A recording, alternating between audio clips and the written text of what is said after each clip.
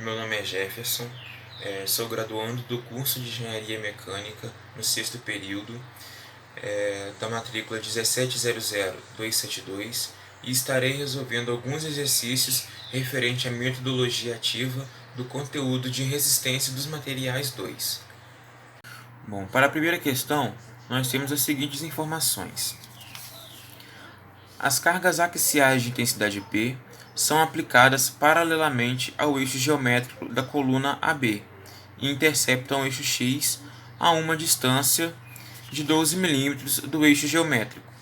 Para o tipo de aço usado, com a tensão de escoamento de 250 MPa e o módulo de elasticidade de 200 GPa, sabendo-se que um coeficiente de segurança em relação à deformação permanente é de 2,5, é desejado determinar. Letra A. A intensidade P da carga admissível quando o comprimento é de 4,25 metros. Bom, a partir dessas informações dadas na questão e mais algumas informações tabeladas a partir desse tipo de estrutura, nós temos aqui essas seguintes informações. E para poder chegarmos a esse valor dessa carga admissível proposto na questão, passaremos por uma série de processos para encontrarmos outros valores até chegarmos nesse valor dessa carga admissível. Primeiramente, então, na letra A, nós encontraremos, a partir desta equação aqui, dessa fração, na verdade, né, do comprimento efetivo pelo raio de giração, para encontrarmos esse valor aqui, a qual tentaremos encontrar a tensão neste local. Para isso, nós temos o comprimento efetivo, que é igual ao comprimento mesmo da estrutura, sobre o raio de giração, que é igual a 4.250 sobre 34,8. Que aqui teremos um total de 122,12, né? Chamado valor adimensional, milímetro sobre milímetro. Com esse valor de 122, temos aqui, mais ou menos aqui, que se dará para poder encontrarmos a tensão. E para poder encontrarmos o valor da curva, aqui mais ou menos, aonde rebateremos, para poder encontrar essa tensão, nós utilizaremos, quer dizer, essa equação aqui da curva de Euler. Só que aqui nós não temos, nós temos o valor do raio de giração e nós temos essa excentricidade, mas ainda não temos esse valor de C. Esse valor de C é referente à linha neutra da estrutura até a sua extremidade, que é onde encontramos a maior carga, a carga máxima, né, dessa estrutura. E para isso, nós temos que o módulo resistente é igual a inércia sobre o C. C é igual a inércia sobre o módulo resistente. Essa inércia aqui nós utilizaremos a partir do menor momento de inércia. Esse menor momento de inércia seria onde teremos a menor resistência à flambagem. Nessa inércia em X, como tem um valor maior, aqui nós teríamos uma maior resistência à flambagem. Portanto, em Y, a peça está mais propícia a ser flambada. Por isso que nós utilizaremos esse valor de 6,95 milímetros a quarta sobre 93,9 vezes 10 ao cubo milímetros ao cubo, que é o valor desse módulo resistente aqui, que daremos um total de 74,01 milímetros. Essa é a nossa distância C. Com isso, encontraremos o valor da nossa curva de Euler, com a excentricidade vezes o C dividido pelo raio de giração ao quadrado.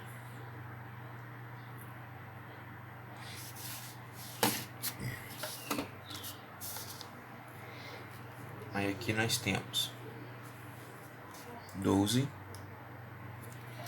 vezes 74,01 sobre 34,8 ao quadrado, que é o valor do nosso raio de giração. Com isso, nós teremos um valor adimensional de 0,733. E a partir daqui, nós estimaremos o nosso valor da tensão, que ao ter encontrado esse valor de 122 aqui, o valor da curva de 0,733 aproximado desse valor de 0,8, então aqui, após uma determinada escala, indicaremos aqui a curva de 0,8. Após ser rebatida aqui, temos mais ou menos uma tensão de 80 megapascais. Com isso, nós acharemos a carga crítica dessa questão, né? Onde essa força sobre a área nos dá esse valor estimado de 80 megapascais. E para encontrarmos essa carga crítica, nós teremos a carga crítica sobre a área de 5.700 milímetros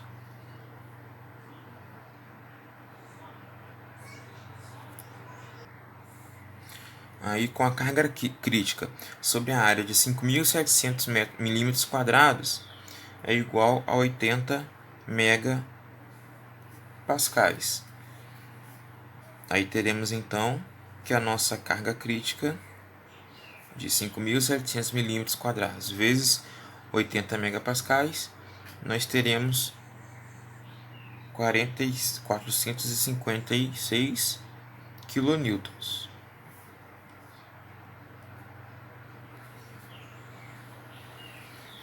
Com esse valor, nós encontraremos a carga admissível finalmente, em que na equação carga crítica, que é igual a carga admissível vezes o coeficiente de segurança. Então nós teremos que nossa carga admissível é igual à nossa carga crítica de 456 kN sobre o nosso coeficiente de segurança de 2,5. Aí nós temos então que a nossa carga admissível na letra A é igual a 182,4 kN.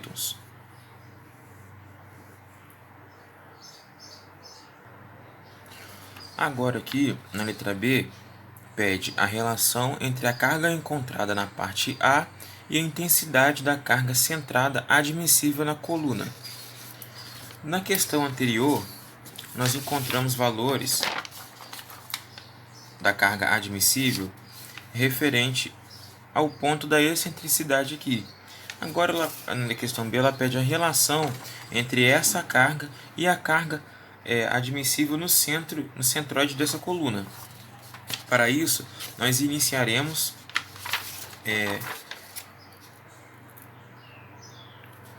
achando essa carga crítica. Nós temos que a carga crítica é igual ao P ao quadrado vezes o módulo de elasticidade vezes a menor inércia dessa coluna, dividido pelo comprimento efetivo ao quadrado. Como temos todas as informações, nós temos que π ao quadrado vezes o módulo de elasticidade, que é igual a 200 gigapascais, 200 vezes 10 a nona, vezes o menor momento de inércia, 6,5 vezes 10 a sexta.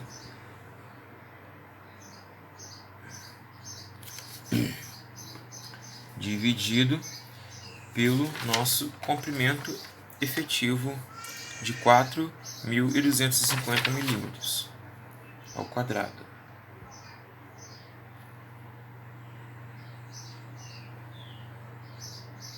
350 milímetros, né, ao quadrado.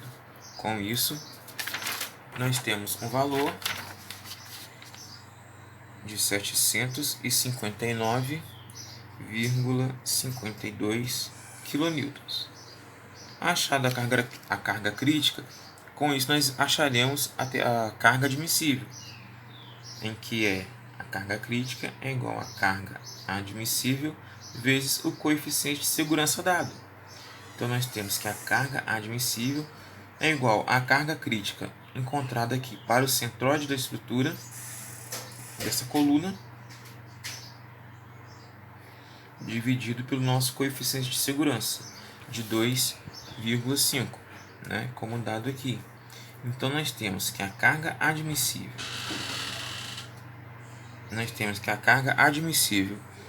para essa estrutura é igual a 303,8 kN.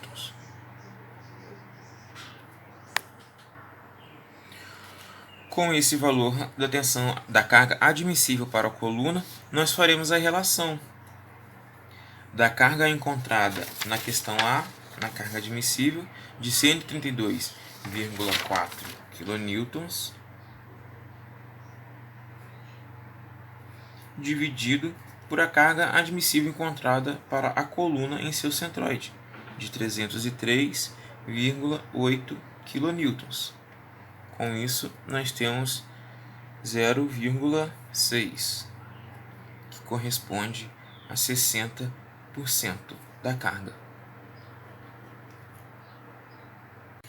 E agora, para a segunda questão, pede-se no item 2 as seguintes informações.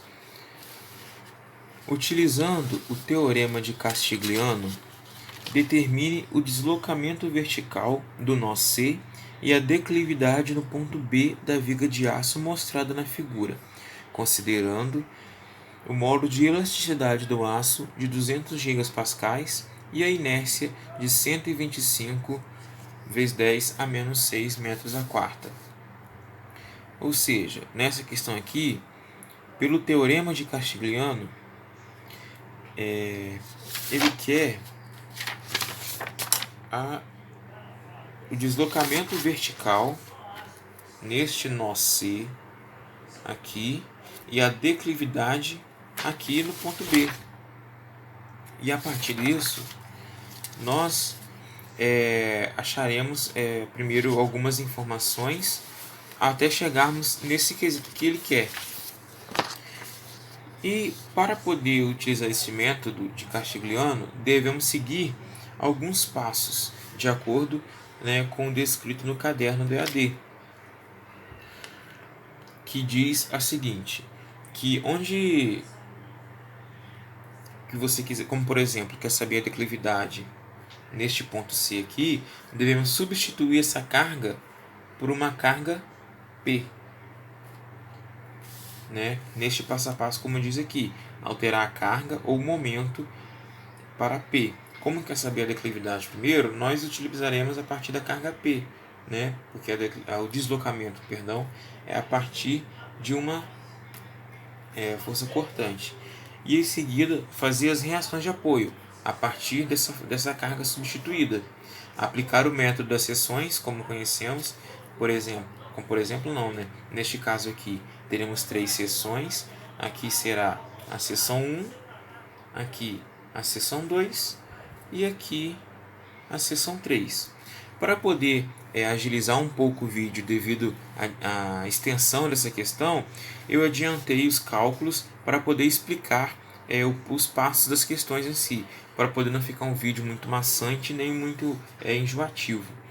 Então, eu só vou explicar mesmo a partir daqui dos cálculos já feitos. Aí, após substituir a carga P, deve ser feita a reação de apoio.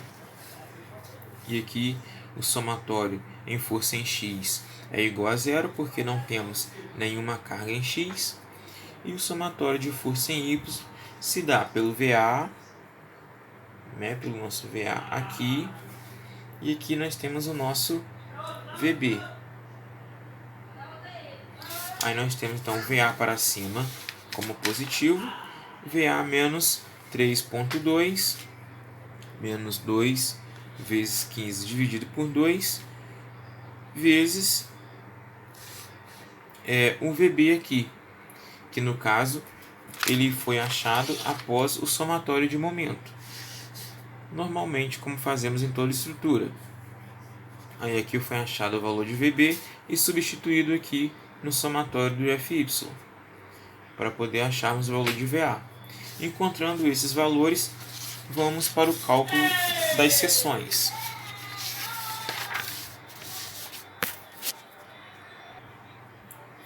Aí aqui temos a seção 1, como mostrado aqui, que vai desta reação de apoio aqui até antes, qualquer momento antes da próxima carga, né, do fim da carga. Aí então faremos o cálculo dessa primeira seção para poder encontrarmos o momento dentro dessa seção. E a partir disso, né, vemos aqui que o momento positivo, negativo para a direita, né, e positivo para a esquerda. Temos aqui que o momento em 1 menos o VA vezes a distância mais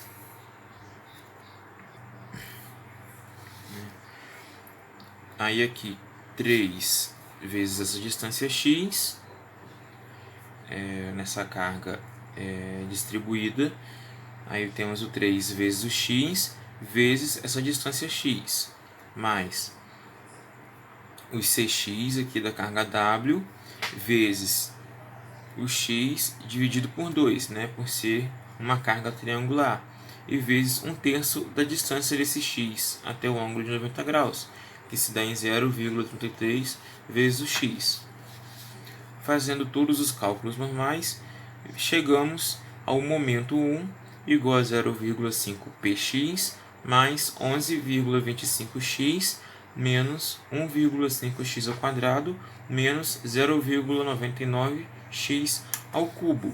E assim, fazendo a derivada do momento em relação a P, temos 0,25x, pois o único termo aqui com o valor de P em relação à derivada que temos aqui se dá somente por esse valor aqui. A derivada desse valor aqui sobre a derivada de P se dá em 0,25, as demais dá zero. Da mesma forma, faremos aqui para a segunda seção os mesmos cálculos para poder descobrir o momento dentro dessa seção. E assim obtemos esse valor aqui. E é do mesmo modo para a seção 3, para poder descobrirmos o momento dessa seção em relação a esta carga.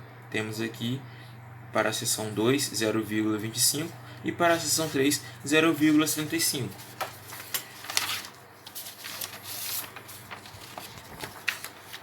E para poder chegarmos ao valor do deslocamento pedido da questão, neste ponto, temos o cálculo da equação do deslocamento, que temos como deslocamento é igual à integral de 0 a L do momento calculado dividido pelo módulo de elasticidade vezes a inércia vezes a derivada do momento em relação à carga,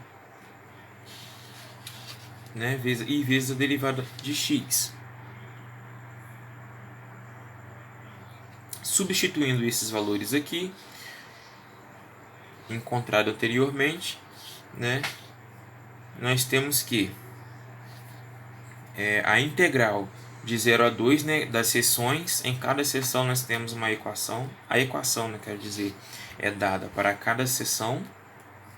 Aí nós temos aqui a equação para a seção de 0 a 2, para a seção de 2 a 3 e para a seção de 0 a 1. Um quesito que eu esqueci de explicar anteriormente, perdão, é que por que no final de 0 a 1?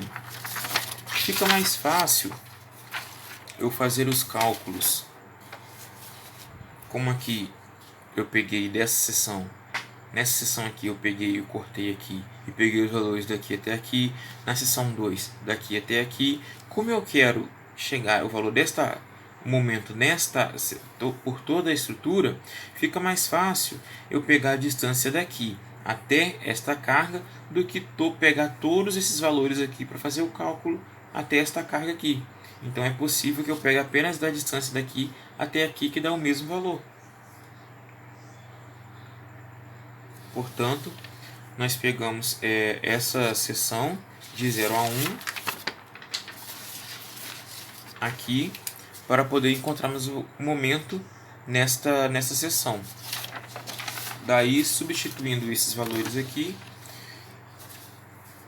para a seção 1, temos o momento encontrado, né, de 0,25 vezes a carga no P. Aí aqui nós voltamos a carga do P para o dentro da equação, mais 11,25x menos 1,5x ao quadrado mais 0,99x ao cubo.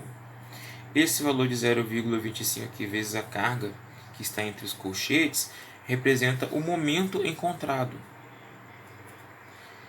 E este valor de 0,25 aqui é a derivada do momento em relação à carga P, onde nós encontramos anteriormente, para essa seção 1. Substituir esses valores aqui, então, nós multiplicamos esse 0,5 dentro desses valores e ao final dessa multiplicação integramos.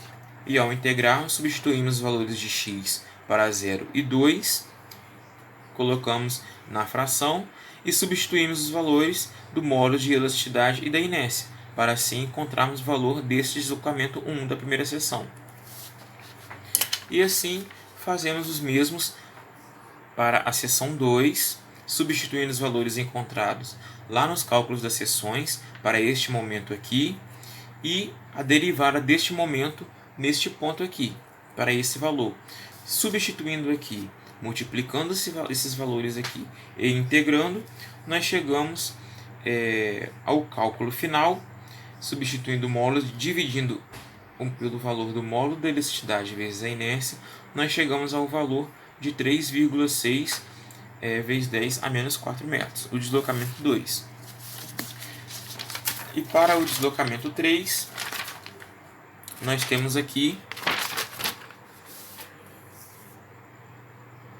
fazendo o mesmo método, substituindo o valor do momento encontrado na seção 3 pela derivada deste momento encontrado na seção 3, multiplicando aqui dentro dos colchetes e integrando, substituindo o módulo de elasticidade vezes a inércia no final para o cálculo. Nessa divisão, nós encontramos um deslocamento de 1,048. E para então assim encontrarmos o valor do deslocamento total, como a questão pede naquele ponto ali, nós temos então o valor somando o deslocamento 1 aqui, mais o deslocamento 2, mais o deslocamento 3, nós temos o valor dentro daquela carga naquele ponto C, um deslocamento de 0,8688 milímetros. Agora, ele pede a declividade no ponto B. Para isso, assim como nós substituímos o valor dessa carga aqui por P, nós vamos substituir esse momento aqui por M. Após isso, faremos os mesmos métodos que utilizamos para encontrar os momentos em cada seção para P. Nós faremos agora os valores de cada seção para M, fazendo o cálculo da reação de apoio normal, como na primeira questão. Aí teremos, fazendo a reação de apoio aqui, um valor para VA de menos 0,25 M mais 16,25 e um valor para VB de 0,25 M mais 16,75. Utilizando esses valores nas seções, normalmente teremos aqui o momento 1, né, como menos o valor de VA vezes a distância mais o valor dessa carga distribuída vezes a distância mais o valor da carga triangular vezes a distância. Fazendo os cálculos normais nesta equação, chegamos ao valor do momento de menos 0,25 mx mais 16,25x menos 1,5x quadrado menos 0,99x ao cubo. Derivando o valor deste momento em relação ao momento, a m, temos então, assim como havia só a carga P, só esse valor com a carga P, a derivada desse aqui se dá por 0,25. Como os demais não se encontram com m, os valores se dão a zero. E assim faremos a mesma coisa para a segunda seção, onde encontramos o valor no momento dessa seção 2 em menos 0,25 mx menos 1,75x mais 22, onde encontramos, derivando essa equação, encontramos 0,25x. E assim também encontramos o valor na seção 3 para o momento 3, na seção 3. Fazendo todos os cálculos tradicionais, do método de seção, encontramos o valor para momento de menos 0,25 mx menos 16,75x mais 67. Derivando, encontramos um valor de menos 0,25x. E utilizamos, para poder encontrar a declividade pedida, nós utilizamos o mesmo método, o mesmo cálculo. Nós utilizamos a mesma equação que encontramos para o deslocamento, só que ao invés do sinal de deslocamento, nós temos o θ, de declividade. Assim, substituindo os valores, como nós podemos aqui, o valor de momento encontrado em cada questão, dividido pelo módulo de elasticidade vezes a inércia, vezes a derivada do momento, só que ao invés de em relação a P, será em relação a M.